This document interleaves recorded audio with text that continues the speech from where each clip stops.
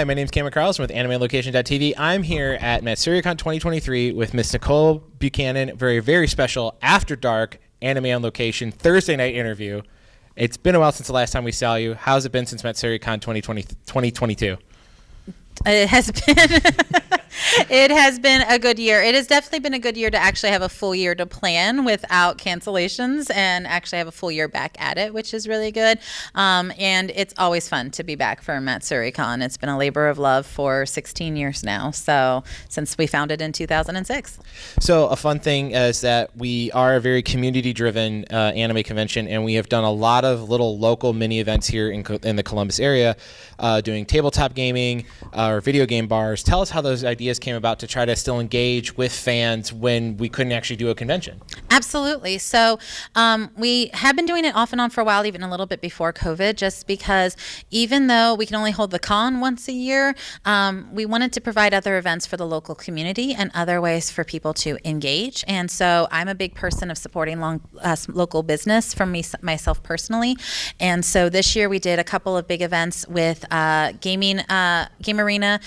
We did our first event with The Forge, which was really cool, a board game night and trivia night. And we've been doing monthly D&D one-shots with our assistant department head of RPG here this weekend at Tabletop Cafe. And we're already in communications to start some up for 2024 as well, just to provide a safe space for our attendees that are local or want to drive in, and to support those local businesses too that we're so fond of. Yeah, I mean, I've actually come out to several of the video game bar nights and helped set up the table and been there for fans to interact with. So the charity, again, is part of the core part of Matsuricon, and it's really continued to continue to be very strong and get a lot of support from our fans. What does it mean going into this year for 2023 from last year that we have crossed over the $100,000 line and we continue to blow marks year after year? What does it say about our fans that continue to give? Absolutely. I will tell you a couple things about the charity. Number one, for those that don't know the history of the charity, it actually started year two in 2007. It was, I don't want to say it was like a joke thing, but it was kind of like a little bit of a joke thing. Every department had picked like a different charity. We had random staffers picking random charities, anything that meant their heart. And there was like pies and faces and cream things. It was insane. And it was crazy. We raised like an insane amount of money for a small year two event. But it was so disjointed. Some raised hundreds, while like a couple raised like $2. And so, but altogether it was a significant amount. And after that year, we were like, okay, we definitely need to do something to give back. We obviously have a heart for our event to do that. And so we were like, how do we pick of all these amazing events for different things? And we wound up settling on cancer, just because no matter who you are, you have been touched by cancer in some way, shape, or form. And my co-chair, John, has suffered from cancer personally. And I personally lost my mother and quite a bit of my personal family actually to cancer. And so it became a very personal task for each of us in separate ways. And then it has been insane over the years. I love my attendees. I would never get up there and be like, give me your last dollar for your pre-reg. But like we joke on this stage because we have people gone, I don't really need to eat tonight on Sunday night, and given us their like dinner money. They're like, we'll be home soon. It will be fine. And they'll do that. And it's insane how giving and how deep people's hearts are for this cause with Matsuricon. So it's a labor of love. It is such a heartstring at this point. And I can't wait to see. We've crossed 100,000, so now time to go for 200.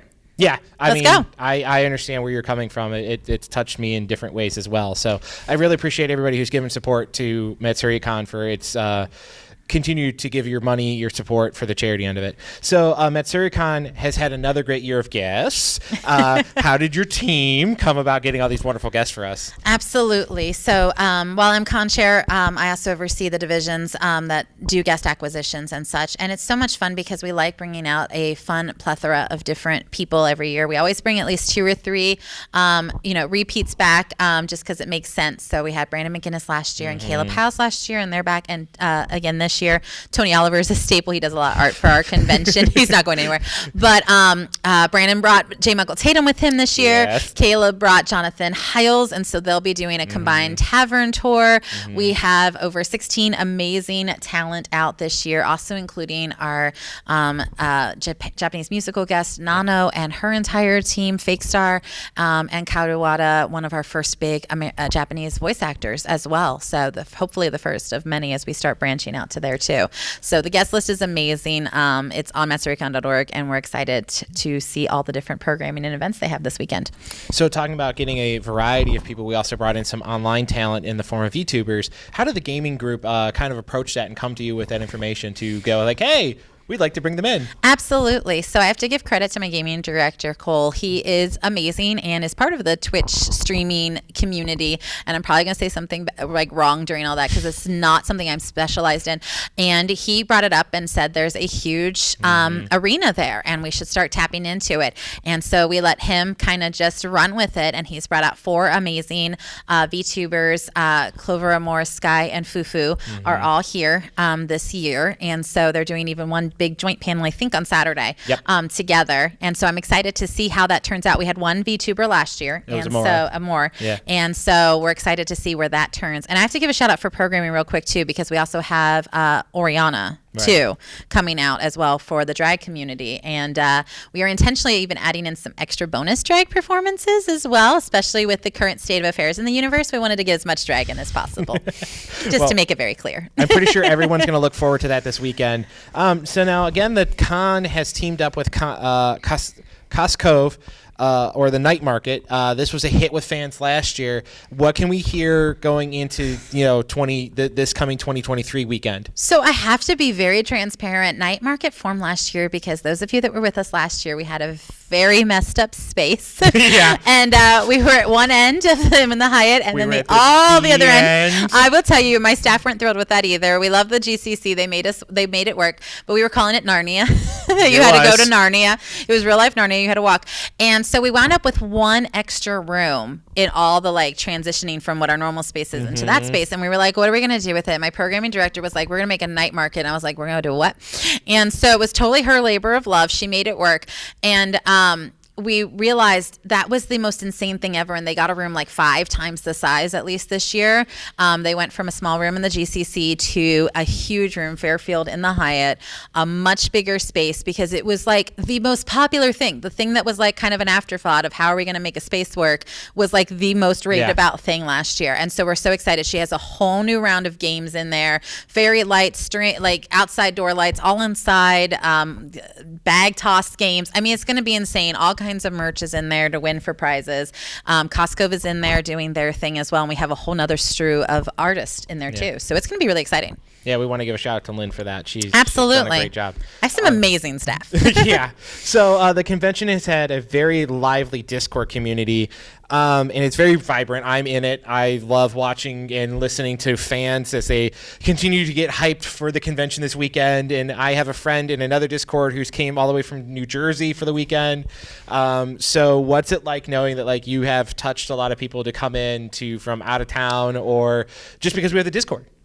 I love it is that honestly, I love that we have so many different ways to touch on social media, that not only do we have the Discord and that is growing, that's the labor of love of one of my other staffers, Kai, that was like, we need a Discord. And I was like, what's that? And true story. And so they've grown that. We have the Facebook page, the Facebook group, our Twitter, and mainly our Insta. Our Insta has blown up this year, as well as the Discord. And I love is that we have so many different platforms on social media for our fans to connect, because the biggest thing with Matsuricon is one, we want to have a really good, amazing amount of communication for our attendees and fans, but the other thing is we want to create a community. It's something we've always done with Matsuricon. We've always kind of called the staff our Matsuri family, because we want to make sure people feel connected. And same thing with our attendees, especially when we're smaller. I don't care how big we get. I want to hold on to that touch, is that we're always listening to attendees. And if it's something I can physically possibly do, I want to try and make sure it's heard from some member of our staff, and making sure that your concerns, your wishes, anything are heard, and that you feel important because you are. Yeah, and kind of going into that, we're going to do a little outro for next year. Oh, awesome. Yep.